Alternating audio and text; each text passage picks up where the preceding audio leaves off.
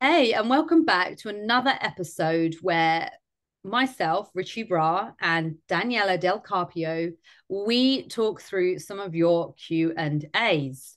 So some of you have been sending some questions in to myself and to Daniela, and we're going to go through them today. But firstly, Daniela, how are you, and how has your second week of January been? I'm good, thank you, Richu. Second week, it's been slow, slowly getting back on track with everything. Been enjoying the weather. It's been so nice and hot here in New Zealand, but a little bit too hot. Like I wasn't able to sleep at all last night because it was just boiling hot. The fan was on. Like I was wearing just shorts, a singlet, and I was like, oh my gosh, it's way too hot. I cannot sleep. But yeah, no, it's been great. It's been great. I can't complain, just slowly getting back on track. But what about you? How's your week going? Okay, so firstly, the week is week two. I feel like we're getting back into things now. And I Mhm. said this to everyone. I said it to myself, and I said it to my clients as well, that this week is the real week, and last week was almost like the practice, the lead Mhm. up, you know. Yeah. But yeah, things have been slow in that aspect. Still getting back into things, even for myself, just ticking boxes, getting back into the training, getting back into a routine, into a schedule. And if I talk on the weather, firstly, can I say that your tan looks amazing? And It's second, been hot. It's been hot. I'm literally dressed like I'm on the ski slopes. Like I've got so many clothes on. I mean, I'm indoors right now. I'm wearing a Mhm. hoodie. I actually feel quite comfortable like this, but I'm walking to the gym, from the gym, walking around town where I can. But yeah, I'm like, it's cold. It's like, I don't know. Do you guys use Celsius or Fahrenheit? Celsius. Okay. So it's kind of ranging between like -1 to 3. And at Wow. push, we might be about 5 degrees. I think right now it's about 1 degree outside. So it's close. One It's degree. cold. Wow. Yeah. Is that cold for you guys? Very cold. Yeah, because right now I think it's like 27, 28 degrees. That's like a So it's world, like nice and warm. Yeah. a world away from me. Yeah. So I Yeah. basically I put on Daniela I've got my gym clothes on, and then I put on overclothes, so like a onesie over the top. And Yeah, then I saw a picture of that on your Instagram. yeah, and then I pack my trainers, my workout trainers in my bag. So I've got like indoor trainers, and then I wear my big furry walking boots, and I just get the shit. Wow. Yeah. And how That's about crazy. yeah, yeah. Wow. It's just crazy to think like I'm here like wearing a singlet, wearing shorts, like really hot, fun on, and you're like over there freezing 20 layers on. Oh, I mean, I've literally just put hand cream on sitting here because like my skin gets terribly dry in this weather. But anyway, should we get to those questions and create some Yeah, we've got quite a few questions people? that you guys Yeah. ask us on Instagram. Yeah. So I'm gonna be looking down because I've got my phone here, but Perfect. I'll we've got hand all. over to you, Daniela. You can tell us. You can ask me the, Okay, the first question, maybe. okay, let's get started. So someone asked, why are you not a fan of challenges, like those 8 to 6 week challenges? That's a Mm, really good question. that's true. Okay. So I will clarify something here, actually, Daniela. Mhm. I run very, very short challenges. I run like 14-day challenges. And we all know that 14 days, it might be enough to sort of see how things are going, especially if you're like new to fitness, or, it's a small enough window to see if what you've been doing yourself is working or if it's been challenging you. It's also really great for helping with like motivation. And another thing that I found is that although it's 14 days, everyone can agree you're not going to get a huge amount of changes. You're not going to get a transformation in 14 days. Whereas, in my opinion, when you are getting people that are presenting 8 week challenges, because that is the running thing at the moment, and these are paid challenges. People are paying for this 8 week challenge. It's a cookie cutter plan. There's no personalization. because they are done by, look, much well-respected, a very large volume of following on Instagram, almost you could say like big influencers in the industry, that they probably likely have a team of people running these challenges for them, even though that they might be the poster girl or the poster boy for this actual challenge. And the issue with this, everyone's given the same plan. So if you've got a knee injury, if you have got something that you're physically unable to do, so some people, Daniela, do not enjoy squatting, for example, for whatever reason it might be, or maybe they don't like, I personally don't like a pendulum squat. No, maybe depending on some hack squats, they don't work with me, like the actual fixed machines. So they don't allow you to create any change in that program. Everyone is given the same thing. We've all got very unique personal goals here. So they might give you the fitness stuff, but what are they doing in the way of providing you with accountability, providing you with like actual education that's going to benefit you and it's going to help improve what you're doing? And what are they going to do about your nutrition? Like, are they looking at your meals? Are they looking at a structured plan that you and coach have created together? Because Daniela, I understand you're a fan of meal plans, but you work with your clients to create them. You find out what they like to eat and how to create that together. And whereas me, I'm a fan of flexible dieting. So it's just like finding out. And again, for Daniela and I, we might also interchangeably swap some of those things. So Daniela might do flexible dieting for some of her clients. She might do a meal plan for some. She might do like pictures for others, accountability. Whatever it is that we choose to do has to suit you, the client, and it has to work. It's a relationship that we're building together on an 8-week challenge that you have put money down for. You are getting a generic plan that, to be fair, you could find off Google.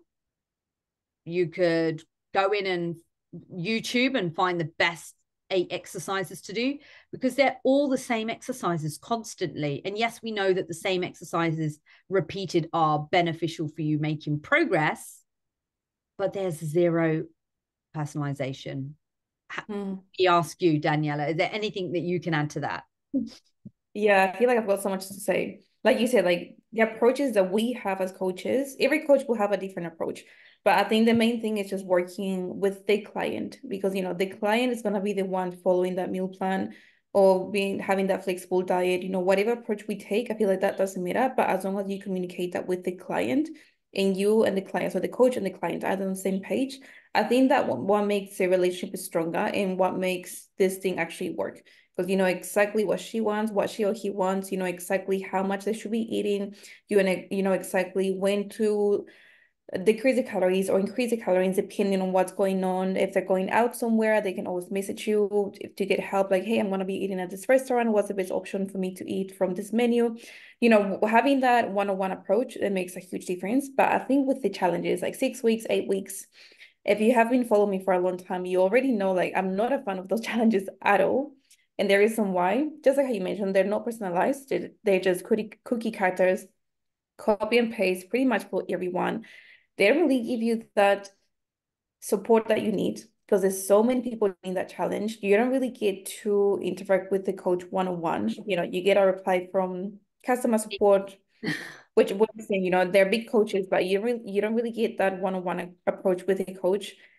You get into this mindset of, I'm gonna go hard out for like 8 weeks, 6 weeks, lose all that body fat, and then what happens after? It's always what happens after that I'm really, really concerned about, because so many people can develop like very unhealthy relationship with foods. So many people can develop very unhealthy relationships with training as well, not just nutrition, but also the training. It's just more like the mindset shift that you have during those 6 to 8 weeks. Not so much the physical changes that you're gonna get, but it's always like what's gonna happen after. It kind of reminds me of like bodybuilding.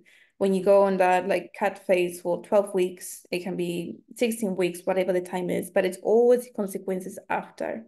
You're gonna be looking amazing, you're gonna lose that body fat, you're gonna get that 6-pack, you're gonna be looking amazing for those pictures, Maybe you're gonna get depressed if that's what you want. But is that worth it? Like, is that really worth it? Sacrificing everything and so much for that very short period of time, for then after you're gonna gain that weight back. Because most of the time that's what happens. People just regain that weight because they wanna the challenge is finished, so I can now eat whatever I want. The challenge is finished, so I can now stop training. I'll just reduce my trainings to once a week if I feel like going. If I don't feel like going, it just doesn't create that healthy relationship with anything. So for me, I'm not a fan at all. I feel doing things like a kickstart, like your program, like 14 weeks or 14 days, like a little kickstart to help you get motivated. That's something completely different because you already know that you are not expecting major changes by after the 2 weeks. But with challenges like this, you already know that you're promised those results and you already know that it's gonna be so messy after the challenge. So yeah, I will never, ever suggest that. And even when people come to me, I have so many clients that come to me and they're like, I used to do so many challenges and now I don't have a healthy relationship with food. I'm always thinking about food, like the whole day, and I'm just thinking about food. I'm worried about eating something. I feel guilty when I eat something, when something is bad, when something is good. The approach was very, generic. It was very boring. Now I'm afraid of incorporating more things to my diet. So yeah, I would say 100% no, I'm not a fan. And those are some of the reasons why I wouldn't recommend it. Could do a whole episode on this topic. Mm. Honestly, And there's so many things again that you've mentioned on top that, yeah, definitely agree with. And that's the thing, it's the real thing, that what happens after the 8 weeks, what happens in the, if you've got your goal, how do you maintain it and how do you grow from there? And yeah, continue improving. And also, Danielle, I really like the fact that you mentioned, they're going to get the fat loss and they're going to get the goals, they're going to get the outcome that they were looking for. And the relationship that they're going to be creating with food, we all know about that, right? Everybody bangs the drum on that. What about the relationship with exercise? Because exercise, is fitness only used as a tool to get shredded or to get fat loss or to get looking toned or whatever those goals are? Is it only for that? Or should we be exercising and training regardless to help the very unsexy facts of things like yeah. living a long, healthy lifestyle? We should do Yeah. it. Just as we breathe, we should do it. Exactly. And that's why with the challenges, people feel like I have to work out. My challenge, it's gonna be over in the next 2 weeks. I have to make my sessions 5 times a week. I have to get my cardio done. And it's that mindset of, I have to get it done. And they don't really say like, I want to get it done because I want to feel good. I like training. I enjoy training. And that's what I'm saying. Like, if you want that relationship, go ahead and do it. Trust me, after a few times of you trying, or maybe after the first time of you trying a challenge, you're gonna regret it. And then you're gonna be like, you know what? Maybe I should try something a little bit more flexible, more like a realistic approach. But don't wait for that to happen. Like something I learned yesterday, it was like, success leaves clues, but also failure leaves clues. Because successful people, we want to be like them, so we copy what they do. But we also want to learn from failures. Because if people fail, and if so many people fail with the same thing, that's telling us something. So why go and do the same mistake? Why, go and try the same things if we already know that's going to fail? If we already know those challenges or those approaches don't work. So always think about those things, not just the success, but also the failures. Yeah, that's a really good thing for you guys to think about. Yeah. Thank you. Excellent. Yeah, let's go with the next. Yeah, you go with the next question. Oh, yes, I've got to ask you. Yeah, Okay. we So, can go like one. what is the easiest day and steps to meal prep? Hmm. That's a good question. I feel like the easiest days, that's up to you. Like, what's one day of your week that you feel okay, today, let's just say today, Tuesday, it's not that busy for me. So this is gonna be my meal prep day. So I think that's something only you can decide. Look at your schedule, see what days you can be a little bit more flexible, what days you're not too busy, what days you have more free time, and make that your meal prep day. Some people, they like to meal prep for the whole week. If that works for you, do it. Some people like to prep only for 3 days or maybe only for 2 days. So first find out exactly what it is that works for you. Once you know, okay, I want to be meal prepping every 3 days, Look at your schedule, see the days that are best for you, put it down, and with the time, again, put down the time that works better for you. And with the tips, something to make it, I think, very, very simple and just easy and fast. Don't overcomplicate it. If you like cooking, perfect. But if you're someone like me who doesn't like cooking, whenever you have to, let's say when I cook my chicken, because I always give my clients, and for me, I get the raw portion of my chicken. So I should be eating, let's say, 150 grams of raw chicken. So instead of like weighing 150, 150, 150 and cooking like cooking 7 times for 7 days, just do 150 times 7. Once you get that number, put everything in bulk, put it in the oven because it's much easier. Or if you want to fry, fry. But I feel like oven is much easier. You just put it there, put some spices, some seasoning, chili, pepper, salt, oregano, parsley, whatever you want. Put it there, put it in the oven. Same with your potatoes if you're in potatoes, rice, whatever. But just cook in bulk. That's gonna save you so much time, so much energy. It's nice and simple. If you have an air fryer, that's even gonna make your life much, much easier because you just chuck everything in there, boom, close, done. Just keep it simple. I will say that's the biggest thing, Eva. You don't have to eat fancy. You don't have to add so many things. When you try to be too fancy or add too many things, that's when you fail because it gets hard, it gets complicated, it gets too much. You're going to stop and you're going to stop being consistent. But if it's nice and easy, perfect. And I think another tip that I will give you guys, in my opinion, and something that has worked for me, most of my clients, it's eating the same thing for the whole week or even 2 weeks, even 3 weeks, even 4 weeks. Some people like to change it up every single day. If you have the time to cook, do it. But if you're complaining that you don't have the time, just stick to something for at least 1 week. Second week, change it up. The other week, week 3, change it up. Just make it easy. Just make it easy for you. But what's something that you will suggest? I think that's really important, all of those things. And actually, I do not like food wastage. We're like really Mhm. against that. And I think when people start adding in new recipes every single day, let's say you had all the time in the world because, you go to the gym at 6 in the morning, you go to work, it's 9 to 5, you've got the evening, you watch a Netflix, you make your meal and you enjoy your time with your partner. Fine. That's absolutely fine. But if you were to cook everything like a menu every single day, something different, it's going to be hours and hours of cooking. You need a little bit Yeah. of this, a little bit of that. And the next minute, you've got a whole load of food that you're not going to be using because it's going to spoil. And that's the thing also with doing like humongous shops as well. Like part of the meal planning process is actually knowing what you need to buy in the supermarket. So Yeah. before you just go, oh, I'm just going to do my weekly shop and you buy everything, actually find out what you're actually going to use, what you're going to cook, what you're going to need. And so similarly to you, Daniela, I'm not the greatest fan of cooking. I'm all about hacks and tricks. And for me, I will have a couple of meals the same, like maybe 3 or 4 days. I repeat Mhm. that because yeah, you can use that part for that day, that for that day, that for that day, Most of the Yeah. food packaging we buy is usually packaged up for like 4 people. Now, if you're cooking just for yourself, because you're the only one who's on like, thinking about their maybe you live alone and you cook for yourself and that's it. If you were to just make a new meal every day, you just end up with loads of food wastage. So that's my first thing. Know what you want to cook, track it all, be specific, and then just repeat the process, cut and paste. And even saving days. One of my clients actually said that she's going to go through her own diary and have a look at some of the meals she's previously made and repeat them and give herself Yeah. almost like a bank of calories so she always knows what that is. And I think that's also really important as well. So if you are someone that does calorie macro tracking and stuff, even on the free version, MyFitnessPal, you can actually save your meals. So do your Yeah. meal whatever day it is, save the meal. You're eating the same meal for 4 days. You like portion it up exactly how Daniela said, calculating it on the, times 7 divided by 7, whatever it is.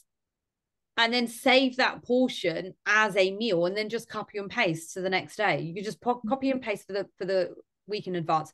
You're going to take out the thinking. Your brain is not having to spend all this time mathematically working out every single day how much you've got to do, because we don't remember this stuff every single day. And like for me, I did a bit of a meal prepping. I think on Sunday I went and just chopped up vegetables and stuck it in the fridge.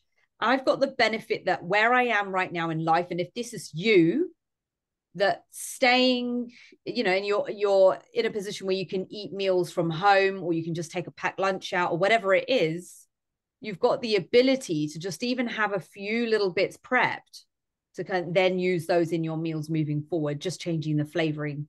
Daniela, I've actually suggested this to a client, and she categorically told me eating food, even as much as a day old, makes her feel sick. And I get it. Yeah. Some people are like that, which also Yeah. comes to, if you're talking about meal planning and meal prepping, it doesn't work for everyone. Don't make yourself.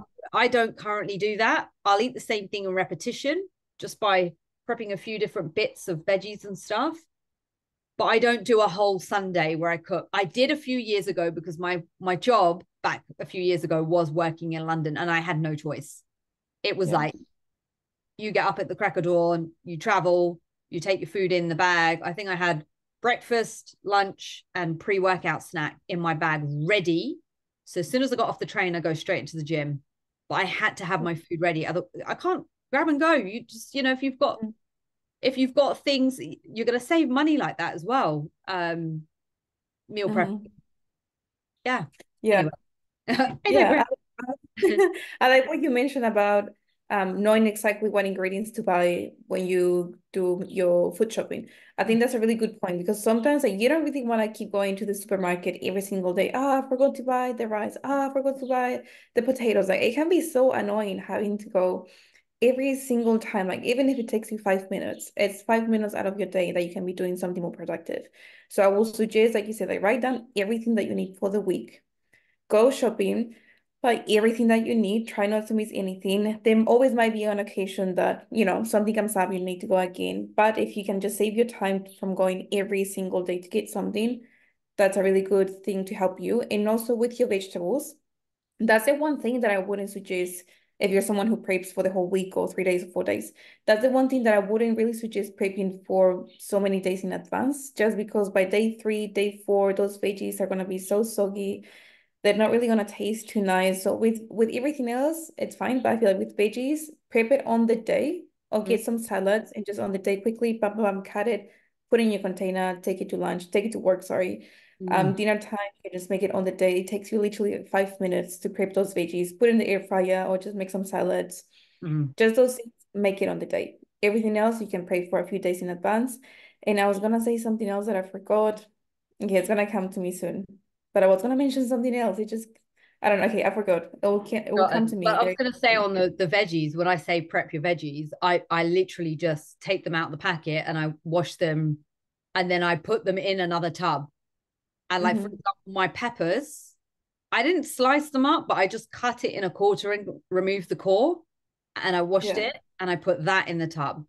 That sort of stuff I feel like we can do, but I get what you mean, like the Yeah. cooking, and then Yeah, because I used to cook veggies for like literally a whole week. Put it in my Mm. container, put it in the fridge. You Day know what one, I works? make, Do you want yeah. to know what works really well with that? Mhm. Peas, little green peas, Yeah. they work really well because peas are mushy Yeah. anyway. And if you put it in Yeah. I your think rice, etc. yeah. The ones that I used to try was like frozen veggies with like capsicum, carrots, what else? Broccoli, Mm. cauliflower, like all together. So yeah, I just Yeah, I by can days see the broccoli and the 3, cauliflower getting mushy. That's not great. We yeah, like no, a thank you. But tiny yeah, bit of crunch there. Yeah, but all mm, good chopping it though. Yeah, perfect. Question? yeah, yeah. Next question. Mm. Someone asked, okay, how to increase its strength safely? Really Okay, good question. very Yeah. cool. Yes, exactly. So I think the first thing that we have to address, so let's say that this strength safely is you meaning that, whether you're using weights in the gym or at home, you need to be progressing your weights, and that's something to really, you know, to run home that is important. Quite often, Danielle, I don't know if you've seen this before, but like when I've seen people, I've spoke to them about their training and stuff, and they say they work out from home, they're using the same 2 kilos for everything, and then like they use it for like a couple of years. You're not getting any additional benefit. You need to have or consider progressive overload, especially when we are trying to create a stimulus for that strength to occur. So, you know, by going to a gym and actually having a gym membership, that's really important. Secondly, to that, one of the things with progressive overloads is I like to look at it as almost like I want to say a 4-step process because that sounds cool, but it could be a number of steps. Like, yes, you want to increase the weight, but you don't want to do that every single time you go and visit that exercise, because you need to learn the exercise. You need to acquire the skill for it. Then you need repetition to get good at it. Then you need to think about technique. And then once you've thought about that, then you need to think about pushing those extra reps. And then when you feel as though you've considered all those things, then we increase the weight, we increase the strength. And I think by following that formula, that level of steps, that's what's going to help you address safely. Also, I would probably say when people worry about strength training and being safe, they're more likely to injure themselves when they put the weights back or when they move the weights awkwardly, as opposed to doing the actual movement. You know, very rarely, and to be fair, Danielle, I'm sure you can agree with this, like, again, I'd sound stereotypical, but you've got young boys in the gym, even older guys, and they're on the bench press and fling goes their pectoral muscle because they are lifting so ridiculously heavy. They're trying to impress their friends. They're lifting past their ego. And like when we talk, ladies, about mindset, we're always like, okay, I can do it. They're like, yeah, I can do it. I can lift more than everyone. So yeah, and they don't even warm up. They just go straight to the 200 kgs for the squats, for the chest press. No. Yeah. And also putting your weights back. It's so important. Yeah, like even just like, I'm trying to think of the scenario. I think it was someone told me that they did the exercise and they were fine and they tweaked their back by pushing or rolling the barbell.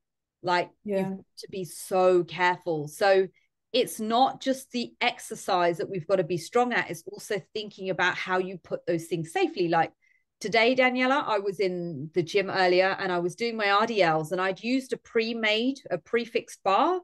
And it's one of those ones where you have to lift it to twist it to put it on the rack at the right level. And so obviously I'm working to, you know, my fatigue, if you like, and I'm pushing out my reps. And then when I finish, it was my last set, it was my last few reps. Rather than go straight off to put it back, I finished it, I put it down on the floor. I took a breath in, I breathed out, I like composed myself and I went, right, okay, let's lift it strong, carefully rotate, and then put it back. So it's all about those little things, I think, that matter more. People also injure themselves tripping over dumbbells left awkwardly in the gym. It's so we're thinking about safety in the gym. It's not just here's the exercise, me moving safely. It's all about the bits that we do in between. Yeah, that's a really good point. I feel like not many people think about that. They just worry about the technique, which is amazing. But yeah, those little things like putting the weights back, putting the dumbbells back, or when someone is also with the barbell, like when you do the Smith machine and you have the bar right there, if you're doing, let's say, shoulder press, and then you get up and you're like, boom, you knock your head with the bar. Like that has happened to me so many times. But something I want to mention, you mentioned earlier about like the home workouts. I think if you're someone who's doing home workouts, just be realistic and understand that if you only have those weights at home, if you only have very little equipment at home, you're not able to get stronger just by using that. If you've been doing that for the past 2 years, 3 years, like you said, like you have to be realistic. If that's the only thing that you can do, keep doing it. We don't want you to do something that is not, something that doesn't work for you, but just be realistic with your goals. But if you are able to join the gym, also you need to understand, like as women, we have our menstrual cycle. the week before your menstrual cycle, you always feel a little bit weaker. You always feel more tired. So you might not be able to push yourself or push those weights, push heavy weights. So just be kind to yourself because not every single week you're going to be pushing 20 and then 30 and then 40 and then 50. Like those weights are not going to increase every single week. So always listen to your body, listen to how you're feeling, understand your menstrual cycle and how that affects your training and also your nutrition. And another thing I will say is like if you are stuck in that, let's say 10 kgs for your shoulder press, it's been already 2 months, 3 months, and you feel like you're not able to push a little bit heavier, what's going on? Something I will say is play around with the tempo. So Mm. how fast, how slow you're doing that exercise.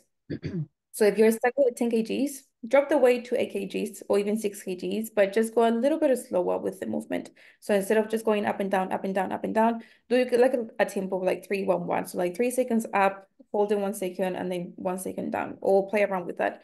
But just doing that and taking your time and going slower in the movement, that's going to help you to progressively build more strength. And Mm. then with time, you're going to be able to push 12 kgs and then 14 kgs and then 16 kgs. But it's going to take time. Like, don't think that it's going to happen just in a few months.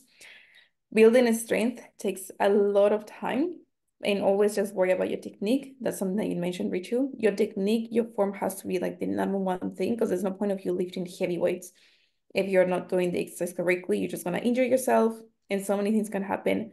So focus on your technique first and then worry about increasing that strength. And if you're stuck, ask for help. Like, don't try to do everything by yourself. Sometimes we feel like we need to do everything by ourselves. Like, if you are stuck, ask a trainer at the gym, ask someone online that you like, a coach. If you have a coach, ask your coach. Like, don't just feel like you need to be the one like doing everything by yourself. But yeah, that was a really good question. Thank you guys for asking that question. I think it was great. I think there were so many Yeah. different areas we could take that to. Um, Hmm. yeah, really good. And I liked your addition as well. So that, yeah, like Daniela said, with having strength at different times of the month, again, are you fed? Are you fasted? Are you in a calorie deficit? Again, everyone will experience it differently, but know what your menstrual cycle is to you and how to manage that. And then also the slowing down. So like for anyone listening, yes, it's great lifting and pushing the weights, but there is definitely a lot of benefit in working through different, parts of the movement. So to break it down, we would call it like the eccentric or the lengthening phase of or a slowing down phase of the exercise. There's so many different things to play around with. The list Hmm. is endless. We could have a podcast on every single question that you guys send in. This is so good. Good. Yeah. Okay, let's go with the next question. Have I asked you one? No, your turn. Yes. Okay. This is a good one. How are Mhm. you for time, Daniela? Yeah, we've got time. Okay. Let's do like two more questions. Okay. Is it okay to train on an empty stomach or best to train after a meal? Mhm. That's a Mm, good question. I feel like every single question is a good question. yeah. I feel like this one, it just depends on you. It depends what time of the day you train. It depends how you feel after you eat something. Like if you're someone who trains first thing in the morning, let's say 5 a.m., 5:30 a.m., you have to be at the gym. For some people, they might be able to eat a snack. Obviously, eating with some food in your body, it's more recommended because you're gonna have more energy. But if you're training early morning, 5:30 a.m., if you try having a snack, by the time you go to the gym, you feel like, oh, you feel yuck, you feel like too heavy, you feel like it didn't work for you, then maybe it's not gonna work for you. You don't have to eat something. Just make sure you're hydrated. On the other hand, if you're someone who once you get to the gym at 5:30 a.m., you feel really, really hungry, you feel very low in energy, then maybe eating like a little snack will work for you. You don't have to have your breakfast. You don't need to wake up 3 a.m. or like 3:30 a.m. to have your breakfast and then go to the gym. Just have something very little, easy to digest, like some rice cakes with peanut butter, banana with peanut butter, just something very, very simple to digest. Have that by the time you drive to the gym. Hopefully that's nice and digested and you can do your workout, have that energy, and just make sure that you are well hydrated. Whether you train in the morning, nighttime, afternoon, lunchtime, I think hydration is the number one thing to help you get a really good pump. And with the food, again, just depends what time you train. But if you train at 3 p.m., obviously by that time, hopefully you already had your breakfast, maybe your snack, your lunch. So you have some meals in your body, so you have some energy in your body. I think that's good because you're gonna feel more energized. But yeah, it's just depends. Like I feel like it's different case to case. It's not like one answer for everyone, or it's more ideal that you do this and not do that. It's just what works for you, what works for your schedule, what works for your body type, and what works with your routine. But what's something that you will suggest? Yes. I think with the whole training on an empty stomach, it really depends. Mm. So, Daniela, I have to ask you this. Being in this industry as long as we have done, do you get meals in quite late? Do you end up Yeah. eating quite late often? Right? Same Yeah. here. Like it could be like 9, 10 o'clock at night and you're having your dinner, right? Same Mhm. here. If that is the case for you, guess what? You are in a position where that stored muscle, that stored food, that energy, it's in your body. You can utilize that stored glucose in the morning. You can use that energy. Like you'll be fine. If you stopped eating the night before at like 4 p.m. and then you wake up at 5 a.m. in the morning, I'm sorry that I think you might need some food. And even if it That's makes you feel sick, like one of the things that I think is quite good at helping you have a little bit of something, because I'm not a great fan of people that go, I'll just have a banana, because I feel like with a banana, it's just, you've just got fast carbs in there. There's nothing in there that's acting, slow, and energizing in a sense that's going to sustain you through your workout. And this is where something like oats is beautiful. I mean, oats is brilliant. So, like, what I would do, and I've sort of, it's the tiniest amount. You might laugh at me, Daniela, like literally 10 grams of oats. that's like this much. Yeah, 10 grams of oats, put it in the microwave, like let it cook up quick, and then 10 grams of protein powder, and then add in your, like for me, almond milk, add in your almond milk on top, and then give it a good whisk. I mean, that's perfect. And you can add a few bits of fruit in there as well. Yeah. And if you're a peanut butter fan, you can add a little smidge of peanut butter in there. But it's just something nice to get you going. It's that it's giving you that energy source that you need that's going to help you feel, ready. Because even though you don't feel hungry, like if you are lifting weights, you need energy from somewhere.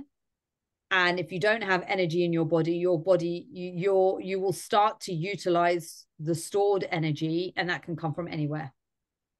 Especially Hmm. these people that go, oh my god, you should only train in the morning, you should only do like fasted cardio and stuff. It's a load of rubbish. I know, I've had this argument with someone as well in the past, a long time ago. Hopefully they've learned, but they were a competitor themselves. We had this nice, it was good banter, but it was like they were like fasted cardio. I was like, no, fasted cardio. I said, no, it does not matter.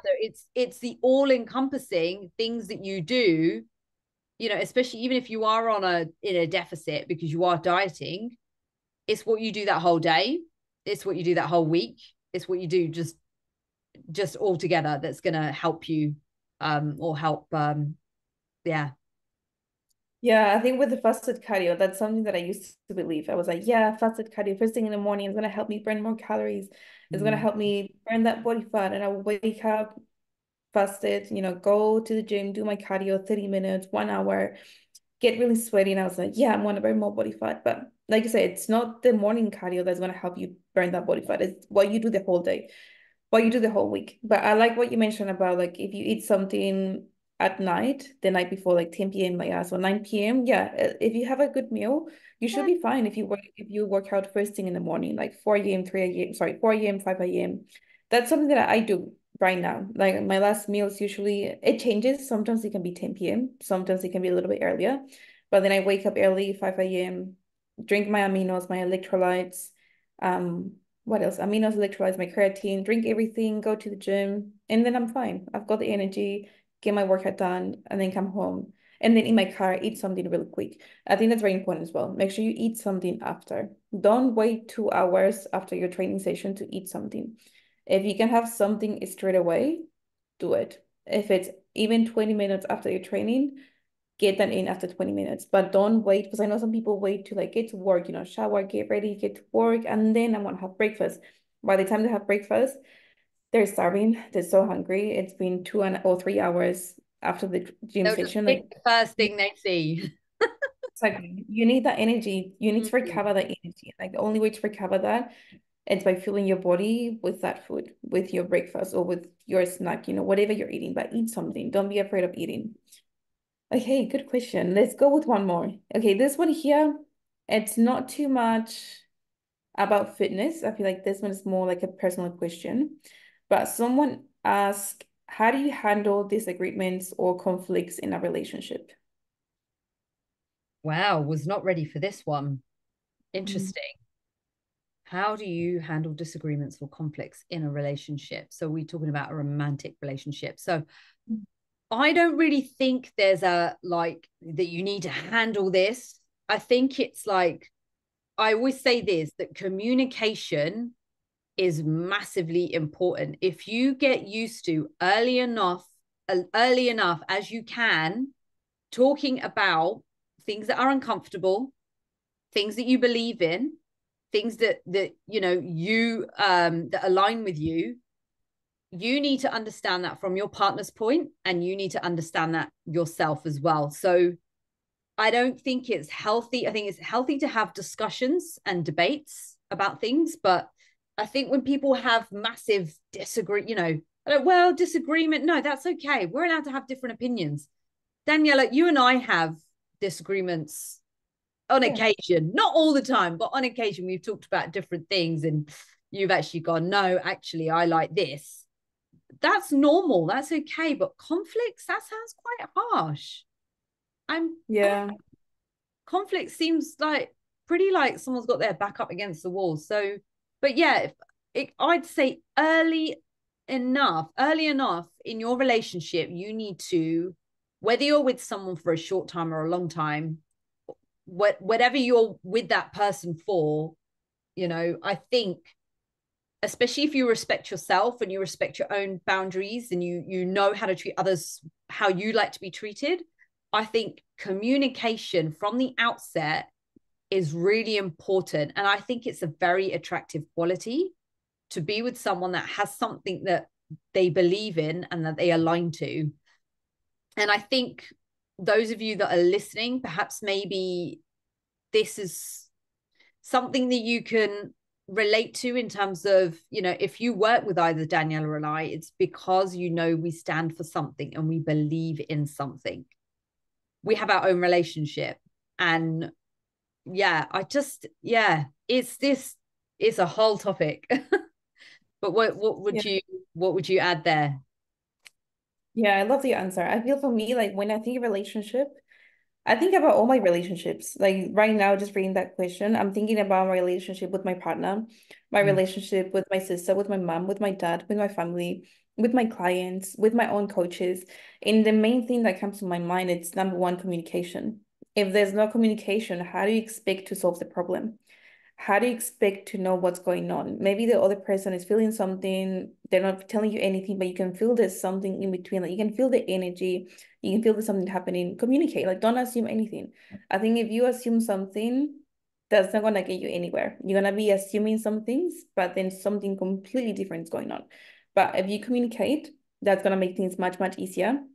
Disagreements are always going to happen. That's fine. We're humans. We have different opinions. We are different individuals. We don't have to think the same.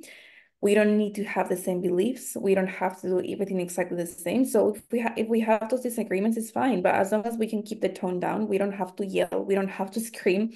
We don't have to be like throwing things at each other. We can just communicate like normal human beings, like just me and you right now communicating. Even if you say, I don't like this, and I say, but I like it, but you don't like it, but that's fine. We can communicate. And I think if there's conflict, something that I like to do, let's say with my partner, if we are arguing about something, sometimes I just like to tell him like, I don't want to talk about it now. Like, let me, give Yeah. me some time. Let me think about it because I know if I talk to you right now, I want to go crazy and I'm going to act crazy and I want to say things that I'm going to regret. So I'll rather just be like, can we talk about this tonight? Or can we talk about this, I don't know, tomorrow, whatever time. But it's easier and it's better when you take that time to relax, to really think about things, to really think about what's going on instead of you saying things at the moment. Because at that moment, you're probably angry, you're probably feeling frustrated for whatever reason. And you're just gonna say things that then you're gonna be like, oh, I wish I didn't say that. Like, why did I say that? So yeah, I think that's one way we also, or that's way one way I handle when we have conflicts or like really, yeah, or like argue about, whatever is going on or something. Take your time. You don't have to argue about something. You don't have to make it major. But just having that clear communication, it's a game changer for every single relationship, even with our clients. I think that's something that I really, really like with my clients. And it's something that I always tell them, like, communicate with me.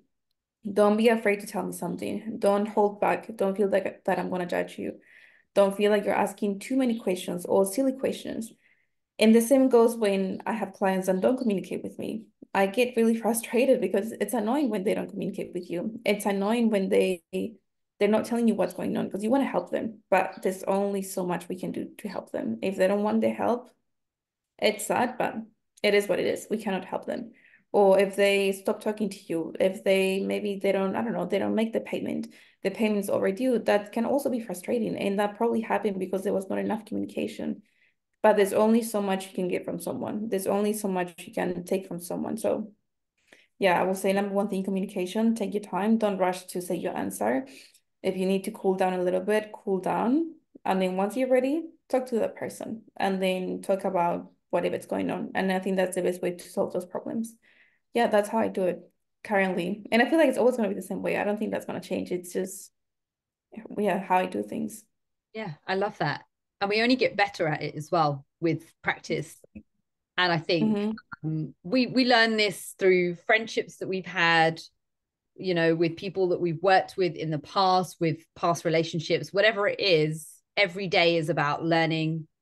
It's about growth. It's about doing better the next day. And this is not just something that we preach in fitness. So I only, get better at the next workout. It's like get better at everything that you do in your life. We've got this huge amount of time on this earth, and it's like getting your back up massively and having this huge conflict and disagreement. Like, we're allowed to not align with people, and people don't have to be your vibe. You don't have to be everybody's friend.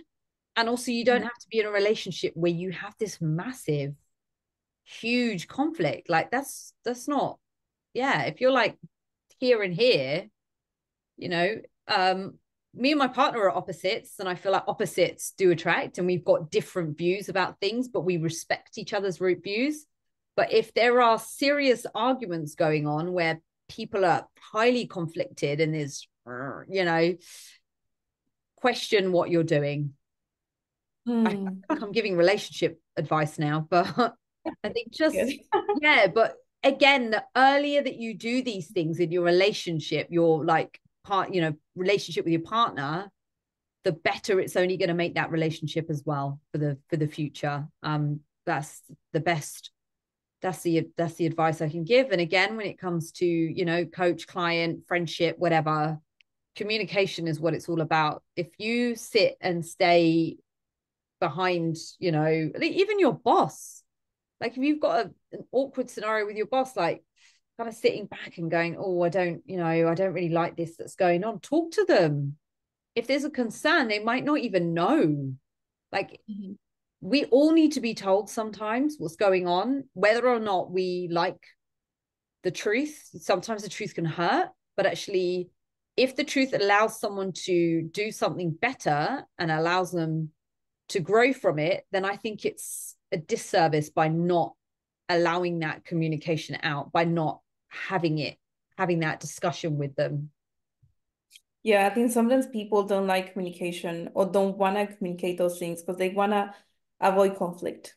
They want to avoid that argument or that disagreement. But do you really want, okay, you can avoid that all you want, but then how are you going to be feeling? How is that going to make you feel?